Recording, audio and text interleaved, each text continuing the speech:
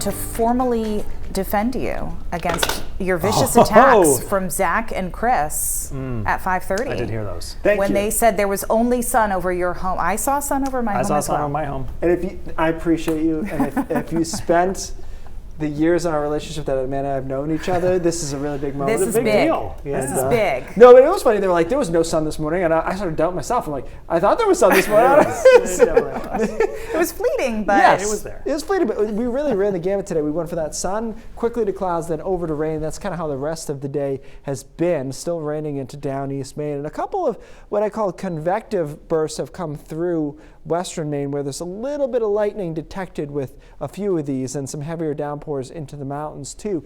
They've been a little stronger over New Hampshire, but have had a hard time holding together into Maine, which makes sense. Temperatures only in the 40s in a lot of cases. So you can run a thunderstorm into that air mass, but it better be quick because they'll die out really fast. Temperatures right now sitting at 48 in Wiscasset, 48 in Lewiston, as well 46 in Bangor. We get into the 60s actually in Caribou, and northern Maine has been doing a much better job with their weather pattern than central and southern Maine over the last couple of weeks, really. They've just had nicer weather there. Showers off and on continue tonight. Again, a rumble of thunder is possible, and maybe a little bit of small hail too, especially over western Maine. Showers start to really wind down quickly around midnight, and it's cloudy through the rest of the evening. And I think there's a lot of cloud cover tomorrow. I don't think there's a lot of rain, though. There could be some drizzle along the coastline, little droplets that won't be picked up by radar. But outside of that, I don't think there's a lot of shower activity going on tomorrow, but it's not that pleasant. Temperatures right around 50 degrees through most of the day. Our only chance to clear out for a few hours will be late afternoon. We're talking 5 or 6 p.m. when we might get enough dry air in here to see a little bit of late sunshine, but that will be the exception, not the general vibe of the day. And then we head into Friday, which actually looks better than it did yesterday. We were discussing where that low pressure system was going to set up on Friday. And if you were with us yesterday, we talked about the European model keeping the storm away from us to the south.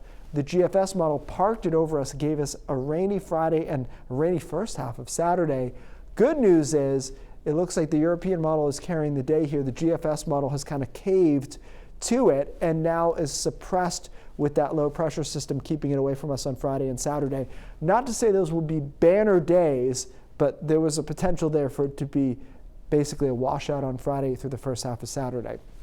So as it stands, we'll stay mainly dry on Friday, and we'll stay dry on Saturday too, with just an isolated pop-up shower here on Sunday afternoon.